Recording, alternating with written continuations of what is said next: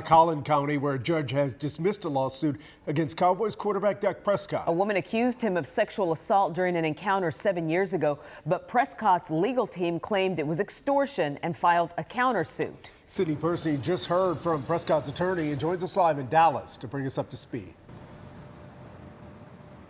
Well, Chris, Izzy, Dak Prescott's attorneys just announced a judge granted a motion to dismiss that lawsuit this morning, accusing the Cowboys quarterback of sexual assault and defamation. This is a big development in a very high-profile, complicated case.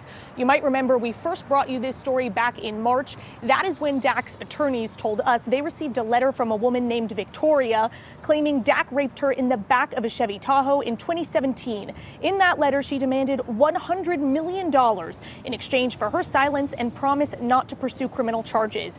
Dak, though, did not agree. Instead, sued Victoria and her lawyers in civil court, claiming he was the victim of extortion, as you mentioned. She then filed a countersuit, also in civil court, accusing Dak of sexual assault and defamation. Again, a judge dismissed that countersuit this morning.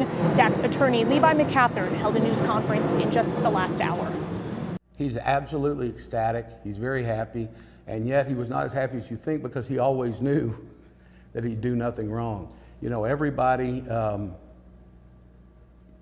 who's innocent typically doesn't feel as excited about justice as they're just relieved that the system worked the way it was supposed to. Now, to be clear, everything we've just talked about, that's a matter of civil litigation. But both Victoria and Dak have tried to pursue criminal charges against each other. Victoria, we know, filed a police report for sexual assault in Dallas. DPD sources, though, in May told us they found no evidence of an assault and would not pursue criminal charges against Dak. Meanwhile, Dak filed a police report in Prosper for extortion. Prosper PD tells us it's turned that case over to the DA's office now for further review.